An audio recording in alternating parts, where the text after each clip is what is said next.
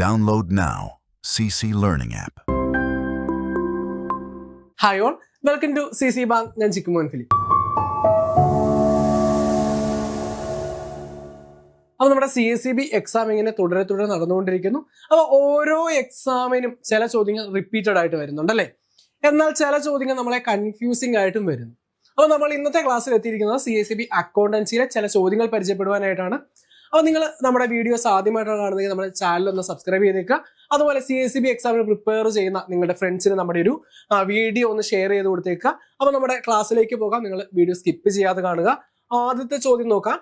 Loss of goods by fire is credited to dash account. എന്താണ് ചോദ്യം? Loss of goods by fire, തീ പിടിച്ച് നമ്മുടെ ഗുഡ്സ് നഷ്ടപ്പെടുകയാണ് എങ്കിൽ ഏത് അക്കൗണ്ടിനെയാണ് ക്രെഡിറ്റ് ചെയ്യുക എന്നുള്ളതാണ് ചോദ്യം. അപ്പൊ നമുക്ക് ആദ്യം നോക്കാം. Loss of goods by fire എന്ന് പറയുന്നത് എന്ത് ലോസ് ആണ്? നോർമൽ ലോസ് ആണോ അബ്നോർമൽ ലോസ് ആണോ? അപ്പം ഇത് നമ്മൾ ആദ്യം തിരിച്ചറിയണം. നോർമൽ ലോസ് എന്ന് വെച്ച് കഴിഞ്ഞാൽ നമുക്ക് അവോയ്ഡ് ചെയ്യാൻ പറ്റാത്ത ലോസുകളെയാണ് നമ്മൾ എന്ത് പറയുന്നത്? നോർമൽ ലോസ് എന്ന് പറയുന്നത്. അതായത് നമ്മുടെ പെട്രോൾ കൊണ്ടുപോകുന്ന ടാങ്കറിൽ നിന്നൊക്കെ നമുക്ക് എന്തുണ്ടാവും? നമ്മുടെ വേപ്പറായിട്ട് പെട്രോൾ അല്ലെങ്കിൽ പെട്രോളിയം ഉൽപ്പന്നങ്ങൾ എന്ത് ചെയ്യാൻ പറ്റും? നഷ്ടപ്പെട്ടു പോകും. അത്തരം ലോസുകളെയാണ് നമ്മൾ എന്ത് പറയുന്നത്? നോർമൽ ലോസ് എന്ന് പറയുന്നത്. ഇനി അബ്നോർമൽ ലോസ് എന്ന് പറഞ്ഞു കഴിഞ്ഞാൽ എന്താണ്? നമുക്ക് അവോയ്ഡ് ചെയ്യാൻ പറ്റുമായിരുന്നു, എന്നാൽ നമുക്ക് അത് ചെയ്യാൻ പറ്റിയില്ല. നമുക്ക് അവോയ്ഡ് ചെയ്യാമായിരുന്നു, പക്ഷെ അങ്ങനെ സാധിച്ചില്ല. അത്തരം ലോസുകളെയാണ് നമ്മൾ എന്ത് പറയുക? അബ്നോർമൽ ലോസ് എന്ന് പറയുക. ഉദാഹരണം, തീ പിടിക്കുന്നത്, നമ്മുടെ ഗുഡ്സ് തീ പിടിച്ച് നഷ്ടപ്പെടുന്നത്. നമ്മൾ കുറച്ചുകൂടി കാര്യമായിട്ട് നോക്കിയിരുന്നെങ്കിൽ നമുക്ക് എന്ത് ചെയ്യാൻ പറ്റുമായിരുന്നു? തീപിടുത്തം അവോയ്ഡ് ചെയ്യാൻ പറ്റുമായിരുന്നു. മറ്റൊന്നെന്ന് പറയുന്നത് എന്താണ്? മോഷണം, ഗുഡ്സ് എന്ത് ചെയ്യുന്നു? തെഫ്റ്റ് ചെയ്യുന്നത്. ഇതൊക്കെ എന്താണ്? അബ്നോർമൽ ലോസ് ആണ്. Loss of goods by fire എന്ന് പറയുന്നത് എന്താണ്? ഒരു അബ്നോർമൽ ലോസ് ആണ്. ഈ ഒരു കേസിൽ ഏത് അക്കൗണ്ടിനെയാണ് ക്രെഡിറ്റ് ചെയ്യുന്നതെന്ന് ചോദിച്ചു കഴിഞ്ഞാൽ ഏതായിരിക്കും? ഒരു സംശയവും വേണ്ട. ഏതാണ്? ട്രേഡിംഗ് അക്കൗണ്ടിലായിരിക്കും നമ്മൾ എന്ത് ചെയ്യുന്നത്? ക്രെഡിറ്റ് ചെയ്യുന്നത്. അപ്പം നമ്മുടെ ഗുഡ്സ് നഷ്ടപ്പെട്ടു പോകുന്നു. അപ്പൊ അതിന് നമുക്ക് എന്ത് ചെയ്യണം? നമ്മൾ ആദ്യം ട്രേഡിംഗ് അക്കൗണ്ട് പ്രിപ്പയർ ചെയ്യുകയാണ്. ട്രേഡിംഗ് അക്കൗണ്ട് നമ്മൾ പർച്ചേസ് ചെയ്ത് വെച്ച സാധനങ്ങളുണ്ട്. പർച്ചേസ് ചെയ്തിരിക്കുന്നത് 1000 രൂപയുടെ സാധനങ്ങളാണ് മേടിച്ചു വെച്ചിരിക്കുന്നത്. 1000 രൂപയുടെ സാധനം എന്ത് ചെയ്തിട്ടുണ്ട്? കത്തിപ്പോയിട്ടുണ്ട്. അപ്പൊ അത് അവിടെ കുറയണം. അപ്പൊ നമ്മൾ പർച്ചേസിൽ നിന്നും സാധാരണ എന്ത് ചെയ്യാറുണ്ട്? ഡിഡക്ട് ചെയ്ത് കാണിക്കാറുണ്ട്. അപ്പൊ ട്രേഡിംഗ് അക്കൗണ്ടിൽ അല്ലെങ്കിൽ നമ്മുടെ ഫൈനൽ അക്കൗണ്ട്സിൽ അതിന്റെ ട്രീറ്റ്മെന്റ് എന്താണെന്ന് ചോദിച്ചു കഴിഞ്ഞാൽ നമ്മൾ എന്ത് ചെയ്യും? ട്രേഡിംഗ് അക്കൗണ്ടിൽ എന്ത് ചെയ്യും? അത് ക്രെഡിറ്റ് ചെയ്യും. ട്രേഡിംഗ് അക്കൗണ്ടിൽ ക്രെഡിറ്റ് ചെയ്യും. എത്രയാണ്? കത്തിപ്പോയ ഒരു തുക നമ്മൾ ക്രെഡിറ്റ് ചെയ്യും. ഇനി പാർഷ്യൽ ആയിട്ട് ഗുഡ്സ് നഷ്ടപ്പെട്ടു പോയിട്ട് അല്ലെങ്കിൽ നമ്മൾ പാർഷ്യൽ ഇൻഷുറൻസിന്റെ കേസ് ഉണ്ട്. അത് നമുക്ക് വരുന്ന ഒരു ചോദ്യത്തിൽ ഡിസ്കസ് ചെയ്യാം. അപ്പൊ നമുക്ക് അടുത്ത ചോദ്യത്തിലോട്ട് പോകാം. ചോദ്യം ഇതാണ്. Which of the following ratio shows the ability of the enterprise to meet its short time financial obligation? എന്താണ്? ഹ്രസ്വകാല വായ്പകളൊക്കെ അടച്ചു തീർക്കുവാനായിട്ടുള്ള ഒരു ഫേമിന്റെ എബിലിറ്റിനെ എന്ത് പറയുന്നു? അതായത് നിയർ ഫ്യൂച്ചറിൽ നമുക്ക് കൊടുത്തു തീർക്കുവാനായിട്ടുള്ള കടങ്ങൾ ഒക്കെ നമുക്ക് വീട്ടുവാനായിട്ടുള്ള ഒരു കമ്പനിയുടെ എബിലിറ്റിനെ എന്താണ് പറയുന്നതാണ്? Option A liquidity ratio, option B solvency ratio, option C turn over ratio, option D profitability ratio. ഏതാണ്? നമുക്ക് എല്ലാവർക്കും അറിയാം ലിക്വിഡിറ്റി റേഷ്യോ എന്നതാണ് അല്ലെ. ലിക്വിഡിറ്റി റേഷ്യോ എന്ന് വെച്ച് കഴിഞ്ഞാൽ എന്താണ്? ഒരു ഫേമിന്റെ short time financial obligation meet ചെയ്യാനായിട്ടുള്ള എബിലിറ്റിനെയാണ് നമ്മൾ എന്ത് പറയുന്നത്? ലിക്വിഡിറ്റി റേഷ്യോ എന്ന് പറയുന്നത്. ഇനി long time financial obligation meet ചെയ്യാനായിട്ടുള്ള ഒരു ഫേമിന്റെ എബിലിറ്റി, അതിന് നമ്മൾ സോൾവൻസി എന്ന് പറയും. ടേൺ ഓവർ റേഷ്യോ എന്ന് പറയുമ്പോൾ എന്താണ്? ഒരു ഫേമിന്റെ പ്രോഫിറ്റബിലിറ്റിയുമായി ബന്ധപ്പെട്ടുള്ള റേഷ്യോ ആണ് അല്ലെ. അത് നമുക്ക് അടുത്ത ചോദ്യത്തിലോട്ട് പോകാം. ചോദ്യം ഇതാണ്. Goods loss in fire ₹1 lakh when claims are admitted by the insurer is only 70% of the total loss suffered, then the amount of claim admitted dash will be shown. ഞാൻ ആദ്യമേ പറഞ്ഞു നമ്മൾ ഫയറുമായി ബന്ധപ്പെട്ട ഒരു ചോദ്യം പറയാമെന്ന് പറഞ്ഞിരുന്നു. ആ ചോദ്യമാണിത്. എന്താണ്? 1,00,000 രൂപയുടെ ഗുഡ്സ് നമുക്ക് നഷ്ടപ്പെട്ടു. എങ്ങനെയാണ്? കത്തിപ്പോവുകയാണ് ചെയ്തത്. നമ്മൾ ഇൻഷുറൻസ് ചെയ്തിരുന്നു. അപ്പൊ ഇൻഷുറൻസ് കമ്പനി എന്ത് ചെയ്തു? 70% എന്ത് ചെയ്യാൻ നമുക്ക് ഇൻഷുറൻസ് പ്രൊവൈഡ് ചെയ്യാമെന്ന് പറഞ്ഞു. ബാക്കി 30% എന്ന് പറയുന്നത് നമ്മളെ സംബന്ധിച്ച് നഷ്ടമാണ്. അപ്പം total loss suffered then the amount of claim admitted rupees will be showing. നമ്മുടെ ഇൻഷുറൻസ് കമ്പനി തരാമെന്ന് എഗ്രി ചെയ്തിരിക്കുന്ന ആ ഒരു എമൗണ്ട് എവിടെ കാണിക്കും എന്നുള്ളതാണ് ചോദ്യം. അപ്പൊ ഇതിന് നമ്മളെ സംബന്ധിച്ച് പറയുകയാണെങ്കിൽ നമ്മൾ ട്രയൽ ബാലൻസിന് പുറത്ത് ഒരു അഡ്ജസ്റ്റ്മെന്റ് ആയിട്ടാണ് തരിക. അപ്പൊ എന്ത് ചെയ്യണം, നമ്മൾ 3 എടുത്തെടുക്കേണ്ടതായിട്ടുണ്ട്. ഒന്ന് നമ്മൾ ആദ്യമേ പറഞ്ഞതുപോലെ ട്രേഡിംഗ് അക്കൗണ്ടിൽ എന്ത് ചെയ്യും, നമുക്ക് വന്ന ടോട്ടൽ ലോസ് ആയിട്ടുള്ള 1 ലക്ഷം രൂപ എന്ത് ചെയ്യും, ക്രെഡിറ്റ് ചെയ്യും. ഓക്കെ, ഏറ്റവും ആദ്യം നമ്മൾ ചെയ്യുന്നത് ട്രേഡിംഗ് അക്കൗണ്ട് ആണിത്. ട്രേഡിംഗ് അക്കൗണ്ടിൽ എന്ത് ചെയ്യും, 1 ലക്ഷം രൂപ കാണിക്കും. ഇനി എന്ത് ചെയ്യണം, അഡ്ജസ്റ്റ്മെന്റ് ആയതുകൊണ്ട് തന്നെ നമ്മൾ 2 എടുത്തെടുക്കേണ്ടതുണ്ട്. ഇനി അതിൻ്റെ അകത്ത് നമുക്ക് ഇൻഷുറൻസ് കമ്പനി പ്രൊവൈഡ് ചെയ്യാമെന്ന് പറഞ്ഞത് 70%, ബാക്കി 30%, അതായത് 30,000 രൂപ എന്താണ് നമ്മളെ സംബന്ധിച്ച് നഷ്ടമാണ്, കിട്ടത്തില്ല. ആ ഒരു എമൗണ്ട് എന്ത് ചെയ്യണം, നമ്മൾ പ്രോഫിറ്റ് ആൻഡ് ലോസ് അക്കൗണ്ടിൽ P&L അക്കൗണ്ടിൽ എത്ര രൂപ കാണിക്കും, നമുക്കൊരു ലോസ് ആയിട്ട് നമ്മൾ എന്ത് കാണിക്കും, ആ P&L അക്കൗണ്ടിൽ ഒരു 30,000 രൂപ കാണിക്കും. ബാക്കി എത്രയാണുള്ളത്, ബാക്കി 70,000 രൂപയാണ് ഇൻഷുറൻസ് കമ്പനി തരാമെന്ന് പറഞ്ഞിരിക്കുന്നത്. അതായത് 70% അത് ബാലൻസ് ഷീറ്റിൽ അസറ്റ് സൈഡിൽ കാണിക്കും. അപ്പൊ നമ്മുടെ ആൻസർ ആയിട്ട് വരുന്നത് ഓപ്ഷൻ സി ആണ്, 70,000 asset side of the balance sheet. അപ്പൊ നമുക്ക് അടുത്ത ചോദ്യം നോക്കാം. The current ratio of a firm is 3:2 and its working capital is rupees 20,000. Then current liability will be. Current ratio തന്നിട്ടുണ്ട് 3:2 എന്നാണ്. നമ്മുടെ വർക്കിംഗ് ക്യാപിറ്റൽ എന്ന് പറയുന്നത് 20,000 രൂപയുമാണ്. ഇനി നമുക്ക് എന്ത് കണ്ടുപിടിക്കണം, കറന്റ് ലൈബിലിറ്റി ആണ് കണ്ടുപിടിക്കേണ്ടത്. Option A 30,000, option B 20,000, option C 60,000, option D 40,000. അപ്പൊ നമുക്ക് തന്നിരിക്കുന്ന വർക്കിംഗ് ക്യാപിറ്റൽ എന്ന് പറയുന്നത് എന്താണ്, കറന്റ് അസറ്റിൽ നിന്നും കറന്റ് ലൈബിലിറ്റീസ് കുറയ്ക്കുന്നതിനെയാണ് നമ്മൾ വർക്കിംഗ് ക്യാപിറ്റൽ എന്ന് പറയുന്നത്. അതെത്രയാണ്, നമുക്ക് എത്ര തന്നിരിക്കുന്നത്, 20,000 രൂപയാണെന്ന് തന്നിട്ടുണ്ട്. ഓക്കെ, ഇനി നമുക്ക് നോക്കാം. 3:2 എന്നതാണ് കറന്റ് റേഷ്യോ. അപ്പൊ കറന്റ് റേഷ്യോ എന്ന് പറയുന്നത് എന്താണ്, കറന്റ് റേഷ്യോ എന്ന് പറയുന്നത് current asset is to current liability. കണ്ടുപിടിക്കുന്നത് എങ്ങനെയാണ്, current asset divided by current liability എന്നതാണ് ഇക്വേഷൻ. ഇനി നമുക്ക് എന്താണ് തന്നിരിക്കുന്നത്, കറന്റ് അസറ്റ് എന്ന് പറയുന്നത് 3 തന്നിട്ടുണ്ട്, കറന്റ് ലൈബിലിറ്റി എന്ന് പറയുന്നത് 2 എന്ന് തന്നിട്ടുണ്ട്. വർക്കിംഗ് ക്യാപിറ്റൽ എത്രയാണ്, 20,000 ആണെന്ന് തന്നിട്ടുണ്ട്. അപ്പൊ വർക്കിംഗ് ക്യാപിറ്റൽ എങ്ങനെ കണ്ടുപിടിക്കാം, working capital is equal to 3 - 2 = 1. അതാണ് എത്ര, 20,000 എന്ന് തന്നിരിക്കുന്നു. 1 എന്ന് പറയുന്നത് എത്രയാണ്, 20,000 ആണ്. അങ്ങനെയെങ്കിൽ നമ്മൾ കണ്ടുപിടിക്കേണ്ട ഏതാണ്, 2 ആണ് അല്ലെ, കറന്റ് ലൈബിലിറ്റി ആണ് കണ്ടുപിടിക്കേണ്ടത്. അപ്പൊ എന്ത് ചെയ്താൽ മതി, ആ 20,000-നെ 2 കൊണ്ട് മൾട്ടിപ്ലൈ ചെയ്യുമ്പോൾ 40,000 എന്ന് കിട്ടും. അപ്പൊ നമ്മുടെ ആൻസർ ആയിട്ട് വരുന്നത് ഓപ്ഷൻ ഡി 40,000 ആയിരിക്കും. അപ്പൊ അടുത്ത ചോദ്യത്തിലേക്ക് നമുക്ക് പോകാം. Debtors ledger contain the account of, അതായത് ഒരു കമ്പനീനെ സംബന്ധിച്ച് ഡെപ്റ്റർ എന്ന് പറയുന്നത് ആരാണ് എന്ന് തന്നെയാണ് ചോദ്യം. ഒരുപാട് റിപ്പീറ്റഡ് ആയിട്ട് വരുന്ന ഒരു ചോദ്യമാണ് അല്ലെ. Option A customer, option B supplier, option C creditors, option D none of these. അപ്പൊ നമുക്ക് ഡെപ്റ്ററും ഉണ്ട് ക്രെഡിറ്ററും ഉണ്ട്. ഡെപ്റ്റർ എന്ന് വെച്ച് കഴിഞ്ഞാൽ ആരാണ്, a person who owes something to business is called debtor.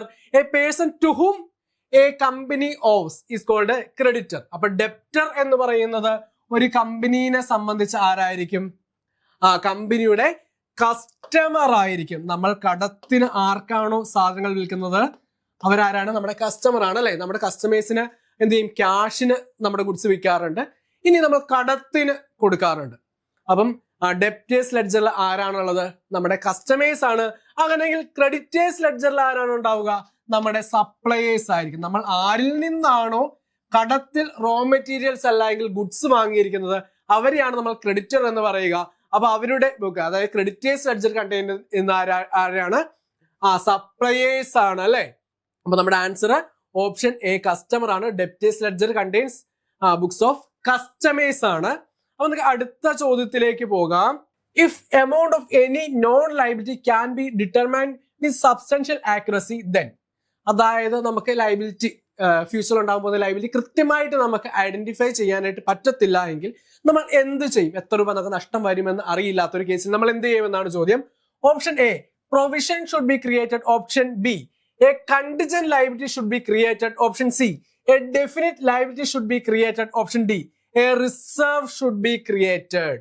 എന്താണ്, പ്രൊവിഷൻ ആണല്ലേ നമ്മൾ ക്രിയേറ്റ് ചെയ്യുന്നത്. നമുക്ക് പ്രൊവിഷൻ ഫോർ ബാഡ് ഡെപ്റ്റ്. എന്താണ് പ്രൊവിഷൻ എന്ന് പറയുന്നത്, അവിടെ അതായത് ഭാവിയിൽ ഒരു ഡെപ്റ്റർ നമുക്ക് പൈസ തരത്തില്ല എന്ന് നമുക്ക് തോന്നുകയാണെങ്കിൽ നമ്മൾ എന്ത് ചെയ്യും? മുൻകൂട്ടി അതിനെ ഒന്ന് ഓവർകം ചെയ്യുന്നതിന് വേണ്ടി ഒരു പ്രൊവിഷൻ കീപ്പ് ചെയ്യും. അപ്പൊ നമ്മുടെ answer option A, provision should be created ആണ്. അടുത്ത ഒരു ചോദ്യത്തിലേക്ക് നമുക്ക് പോകാം. Goods issued as free samples R deducted from which account? എന്താണ്? ഗുഡ്സ് ഫ്രീ സാമ്പിൾ ആയിട്ട് കൊടുക്കുന്നത് എന്തിന്റെ ഭാഗമാണ്? അഡ്വർടൈസ്മെന്റിന്റെ ഭാഗമാണ്. അപ്പൊ അതെന്ത് ചെയ്യും? നമ്മൾ സ്വാഭാവികമായിട്ടും അഡ്വർടൈസ്മെന്റിന്റെ കൂടെ ആഡ് ചെയ്യണം. അങ്ങനെയെങ്കിൽ എവിടെ നിന്നുമാണ് അത് കുറയ്ക്കേണ്ടത്? ഒരു സംശയം വേണ്ട, പർച്ചേസിൽ നിന്നുമാണ് കുറയ്ക്കേണ്ടത്. നമ്മൾ എപ്പോഴും പറയുന്നത് പോലെ ഫ്രീ സാമ്പിൾ ആയിട്ട് കൊടുക്കുമ്പോഴും അതുപോലെ തന്നെ ഓണർ ഗുഡ്സ് പേഴ്സണൽ യൂസിന് വേണ്ടിയിട്ട് എടുത്തുകൊണ്ട് പോകുമ്പോഴും ഗുഡ്സ് കത്തി നശിക്കുന്ന ഒരു കേസിൽ നമ്മൾ ഏത് അക്കൗണ്ടിനെയാണ് ക്രെഡിറ്റ് ചെയ്യുന്നത് എന്ന് ചോദിച്ചു കഴിഞ്ഞാൽ ഏതാണ്? പർച്ചേസസ് അക്കൗണ്ടിനെയാണ്, അല്ലെ? അപ്പൊ പർച്ചേസസ് അക്കൗണ്ട് ആണ് നമ്മുടെ ആൻസർ. അടുത്ത ചോദ്യം, a person who owes something to business is called? നമ്മൾ ഇത്തിരി മുന്നേ പറഞ്ഞ ഒരു ചോദ്യമാണല്ലേ. Option A creditor, option B receiver, option C debtor, option D out going. A person who owes something to business is called എന്താണ്? Debtor. A person to whom a company owes is called creditor. അപ്പൊ നമ്മുടെ answer option C debtor ആണ്. അപ്പൊ അടുത്ത ചോദ്യത്തിലേക്ക് നമുക്ക് പോകാം. In cooperative society cost of furniture is shown as asset side of the balance sheet at. അതായത് cooperative സൊസൈറ്റിയുടെ ഫൈനൽ അക്കൗണ്ട് പ്രിപ്പയർ ചെയ്യുമ്പോൾ നമ്മൾ ഫർണിച്ചർ ബാലൻസ് ഷീറ്റിൽ എങ്ങനെയാണ് കാണിക്കുന്നത് എന്നതാണ് ചോദ്യം.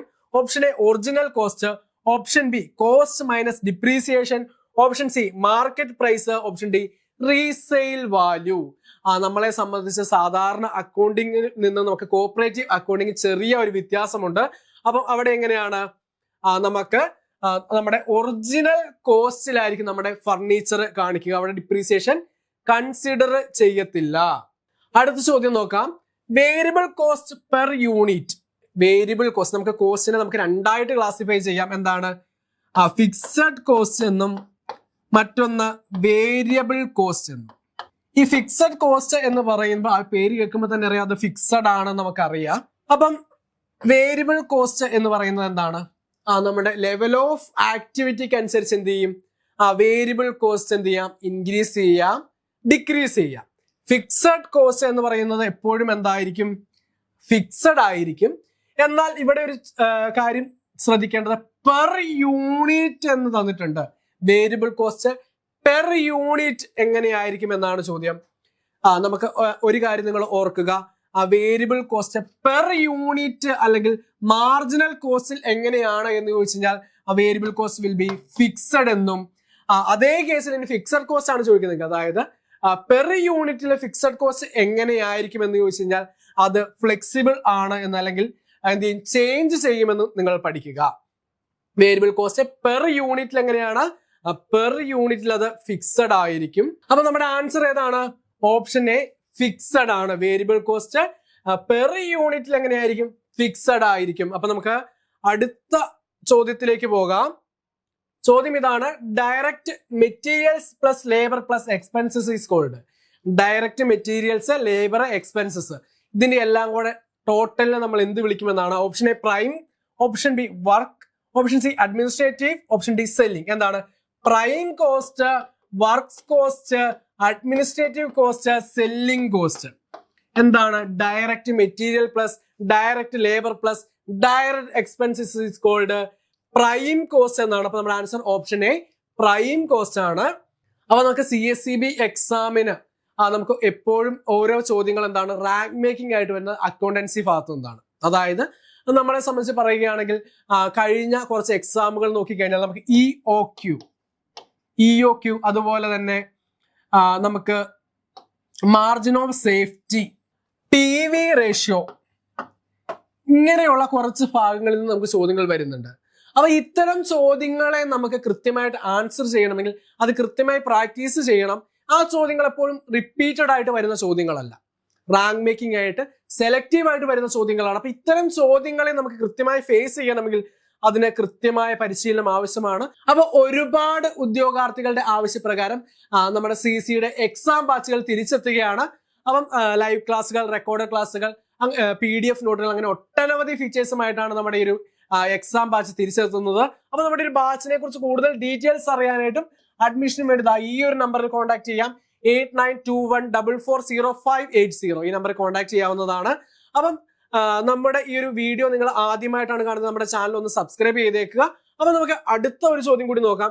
The aggregate of indirect material, indirect labour and indirect expenses is called. നമ്മൾ ആദ്യം ഡയറക്റ്റ് എക്സ്പെൻസുകളെ കുറിച്ച് പറഞ്ഞായിരുന്നു അല്ലെ. അപ്പൊ indirect material, indirect labour, indirect എക്സ്പെൻസസിനെ എല്ലാം കൂടെ കൂട്ടുമ്പോൾ എന്ത് പറയും? അതിന് പറയുന്ന പേരാണ് ഓവർ ഹെഡ് എന്ന് പറയുന്നത്. അപ്പൊ നമ്മുടെ answer option be over head ആണ്. അപ്പൊ നമ്മളെ സംബന്ധിച്ച് CSEB എക്സാമുകൾക്ക് GK ഭാഗത്തു നിന്നും 2 മാർക്ക് 3 മാർക്ക് എന്ന റേഞ്ചിലൊക്കെ കിട്ടുന്ന ആളുകളുണ്ട് അല്ലെ. അപ്പൊ നിങ്ങൾ എന്ത് ചെയ്യുക, ഒട്ടും മടിക്കാതെ നമ്മുടെ CC ലേണിംഗ് ആപ്പ് ഡൗൺലോഡ് ചെയ്തോളുക. നമ്മുടെ പ്ലേ സ്റ്റോറിലും ആപ്പ് സ്റ്റോറിലും നമുക്ക് നമ്മുടെ ആപ്ലിക്കേഷൻ അവൈലബിൾ ആണ്. അപ്പൊ നമ്മുടെ ആപ്ലിക്കേഷൻ നമ്മൾ ഫ്രീ ആയിട്ടുള്ള GKയുടെ ക്വിസ് ഒക്കെ കണ്ടക്ട് ചെയ്യുന്നുണ്ട്. അപ്പൊ ഈ ഒരു ക്വിസ് ഒക്കെ പ്രാക്ടീസ് ചെയ്തുകൊണ്ട് നമുക്ക് GKയിൽ കൂടുതൽ മാർക്ക് ഉറപ്പിക്കാനായിട്ട് പറ്റും. അതിന് ഒട്ടനവധി ഫീച്ചേഴ്സ് നമ്മുടെ ഈ ഒരു ആപ്ലിക്കേഷൻ ഉണ്ട്. അപ്പൊ ഇന്ന് തന്നെ നിങ്ങൾ ഡൗൺലോഡ് ചെയ്യുക, നിങ്ങളുടെ പഠനം ഇപ്പോൾ തന്നെ ആരംഭിക്കുക. അപ്പൊ നമ്മുടെ വീഡിയോ നിങ്ങൾ ആദ്യമായിട്ടാണ് കാണുന്നത്, നമ്മുടെ ചാനൽ ഒന്ന് സബ്സ്ക്രൈബ് ചെയ്തേക്കുക. അതുപോലെ തന്നെ നമ്മുടെ ഇൻസ്റ്റാഗ്രാം ചാനൽ ഫോളോ ചെയ്യാത്തവരുണ്ടെങ്കിൽ അതിന്റെ ലിങ്ക് കൂടി കമന്റ് ബോക്സിൽ കൊടുത്തിരിക്കാം, ആ ചാനൽ കൂടി ഒന്ന് ഫോളോ ചെയ്തേക്കുക. അതുപോലെ നമ്മുടെ സ്റ്റഡി ഗ്രൂപ്പിന്റെ ലിങ്ക് കമന്റ് ബോക്സിൽ കൊടുത്തിരിക്കാം, ആ സ്റ്റഡി ഗ്രൂപ്പിൽ കൂടി ജോയിൻ ചെയ്തേക്കുക. അപ്പൊ നമുക്ക് മറ്റൊരു വീഡിയോയുമായിട്ട് വീണ്ടും കാണാം. താങ്ക്